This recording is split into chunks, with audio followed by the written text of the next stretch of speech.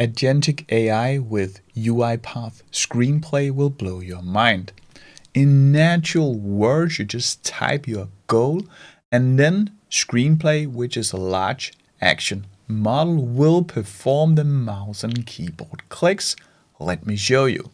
So today's first case, we will open up a browser. I'll pick Chrome. And then we want to do web scraping, a complicated task, especially if we have pop-ups on the web page. Let's go to Amazon.com, and already here we can see that we have a continue shopping. We also have a pop-up up here in the left corner. Once I've clicked that, and if I come back to this page, let me show you. Chrome again, and then we go to Amazon, then there will be no pop-ups. This is a nightmare for an automation developer because then we need to create rules for this. But don't fear, we will have the UiPath ScreenPlay. Let's get started. So we navigate to UiPath. In case you haven't set up UiPath yet, here's a guide for that, and then come back to this video.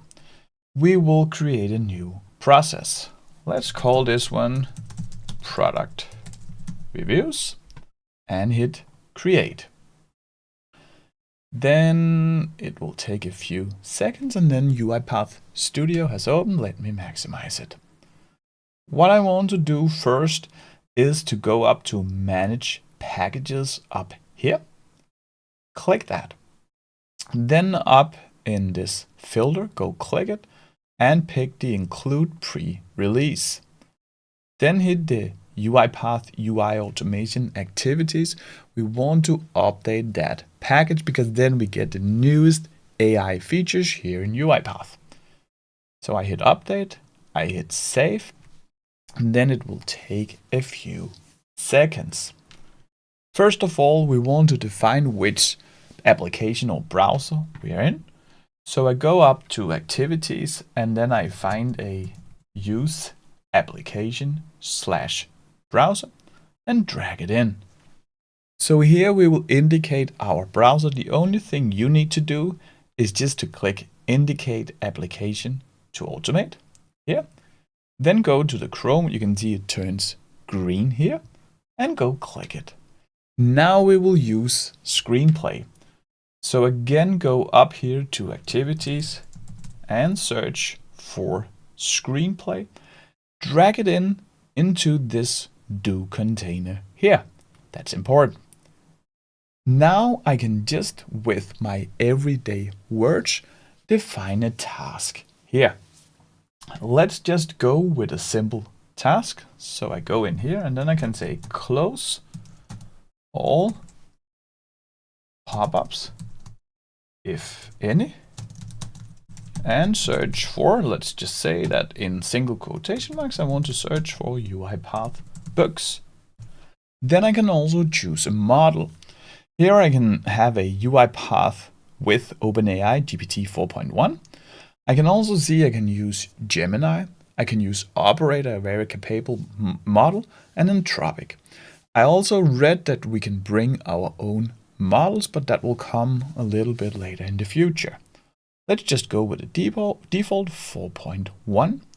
Yeah. So that's it. That's all we need. And let us go to the web page because we will delete the cookies here. So we will have pop-ups. What we can do is go up here, click the cookies and site data, click this and then just delete those and hit done.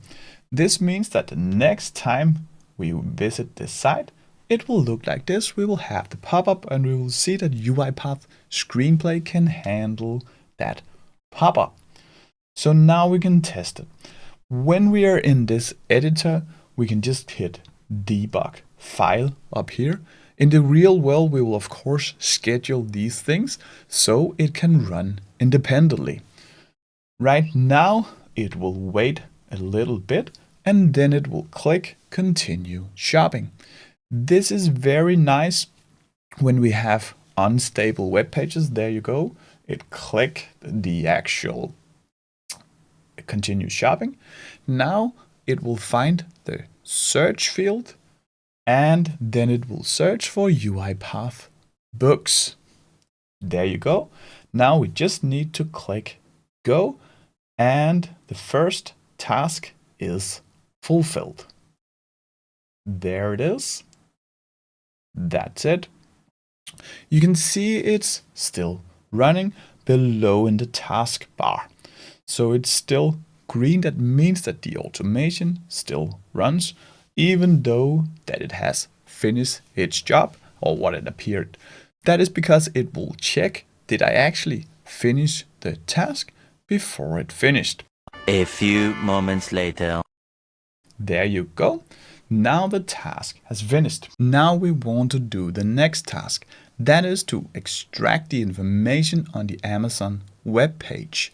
So best practice here with the ScreenPlay is to separate a lot of tasks into multiple child ScreenPlay tasks. So we just separate the prompts.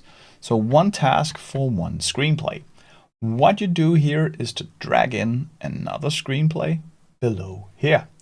So now we have opened the web page, we've closed the pop-up, and we have searched for UiPath books. Then we can give it a new task. What we do here is to say extract book title, author, and price for the first 3 books on the first page of the search results. This is just to limit it to make it more simple. We actually don't have to pick a model. As you can see here, this is grayed out, but we can pick it in this dropdown. If I just click up here, the flow is ready to go. So let's go test it.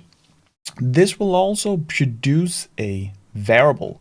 So we are extracting the first 3 books. And if we want to inspect this variable, I go over here to properties. Make sure you have clicked exactly this ScreenPlay. Then I can see I have a few options over here. What we want to look at, that will be the result here. So click in that. Then you want to hit Ctrl+K to create a new variable. This variable is a container for a value, which will be the extracted book text here. So now we could call this books and hit enter. We can also write this out. In the real world, we want to process this data, but first let's just log it to the output. So here you will find a log message and you will drag it in below here. In the message, we will just write out the result. You can press Ctrl+, that will enable the IntelliSense. Go down to books with the arrows and hit tab. And once you click up here, you will see this arrow disappears. Now let's check what we have built. And if you like this video, then please give it a thumbs up. That will really help me and my channel a lot. Thank you. So here we know that the first path works. A few moments later. There it closed the pop-up and now it will search for books. Please pay attention to that actually the UI here was a little bit different than before, but UiPath ScreenPlay is still able to sort the task for us. Now click search. A few moments later. And then it finished. So what I want to see now is that when I go down to output here, we logged this message. As you can see, the ScreenPlay has extracted the first 3 books for us, which is pretty amazing. This is truly amazing, as you can see. I recommend that you use ScreenPlay in your automation flows for things that are very brittle. That could be selectors, which are the addresses for buttons on web pages or in applications that will break often. When we have UI changes a lot And when things are getting overly complicated when we build stuff, then we can simplify it here with ScreenPlay. Let's build on our solution.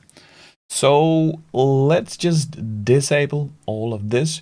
You can do that pretty easily just by going up here and right click on the Chrome, and then you just choose disable, then it's commented out.